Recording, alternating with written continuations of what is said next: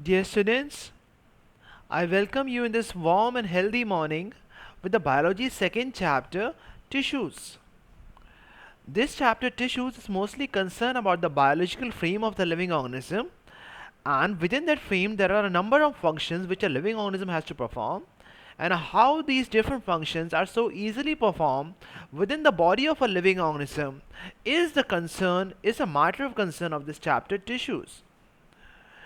So, to understand this typical term, tissues, we should assume an analogy based on how to celebrate a festival. Suppose, students, I give you a task to arrange or prepare the arrangements for a festival. So, how are you going to arrange for a particular festival? So, if I suggest you have to clean the whole house, you have to decorate the house. For any festival, it might be an Diwali festival, Eid festival, or Lori festival, or a Christmas festival. There are some arrangements which have to be done, like decorating the house, cleaning the house. You have to prepare some dishes for the house, some sweets. You have to buy some crackers. You have to buy some gifts for the guests. You have to welcome the guests in the houses. You have to buy some flowers, some vegetables, some fruits. So there is various things which we have to do.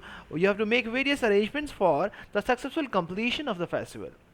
So if I ask you, will you be single-handedly able to perform or do all the activities of the functions or the duties of a particular festival?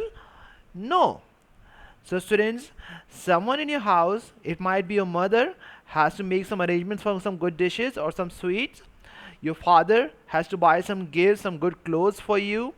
Your maid has to clean the house or even decorate the house for a proper welcoming of the guests.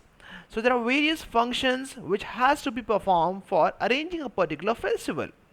So similarly, students, whether the organism may be a unicellular organism or a multicellular organism, they have a number of functions to be performed so that their survival and their existence could exist.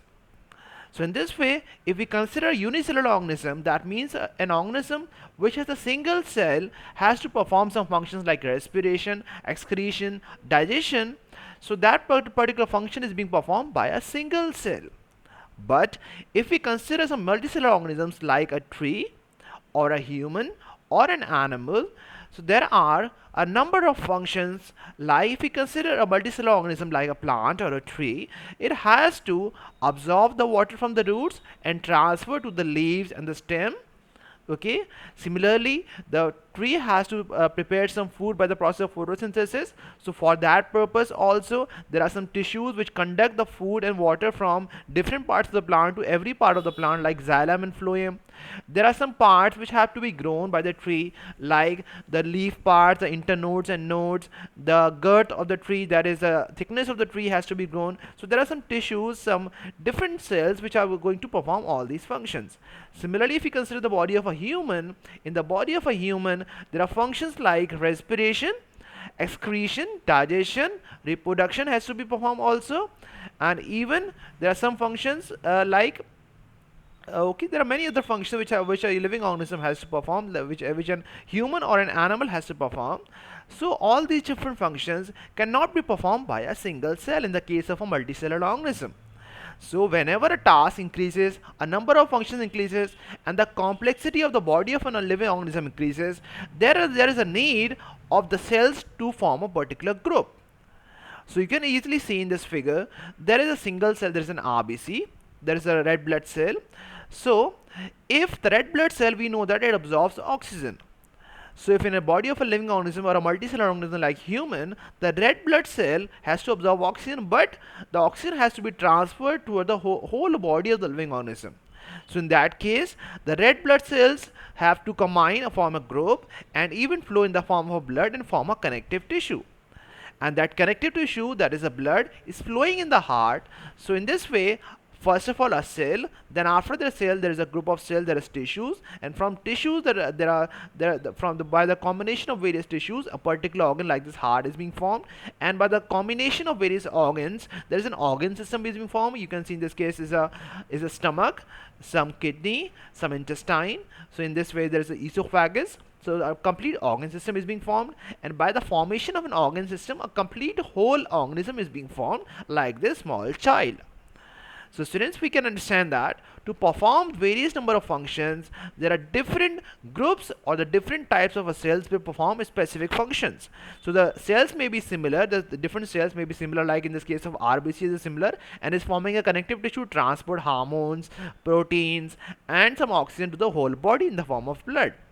So students, if all the functions of different cells or the tissues or the organs or the organism properly functions in tandem with each other and properly with synchronous and in a proper manner, so a complete whole organism is formed. And if organism has to perform some good deeds, we have to learn a lesson from a saint, and a saint can guide the particular individual to how to lead a life as the tissues and the various cells in the tissues and guiding the various processes to be done in the body, similar to the various processes in the mind, in the heart, in the whole life of a living organism is being guided by a saint.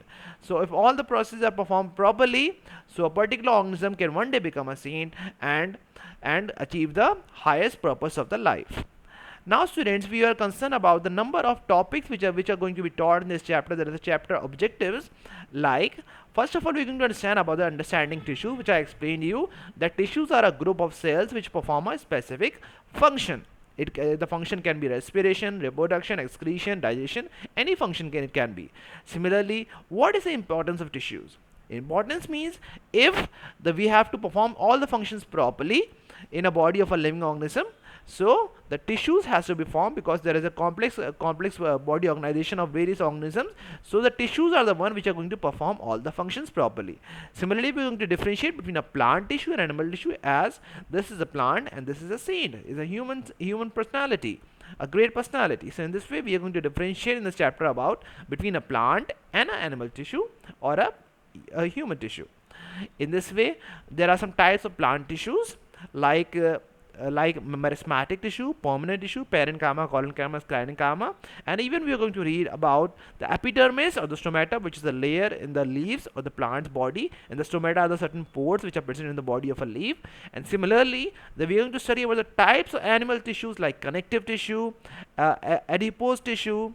Okay, there are various other tissues which are going to study, like epithelial tissue. There are various tissues which are going to study about the animal tissue which comes into the animal tissue. So this is the basic contents and chapter objectives which are going to study.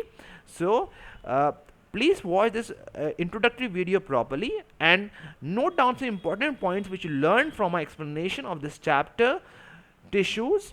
Okay students, so I tried to explain a bit about this introductory video based on the tissues. Our next class will be based on how the tissues, or what is important tissues, and how to understand the tissues and how they are related to the animals, to the plants, and to the humans.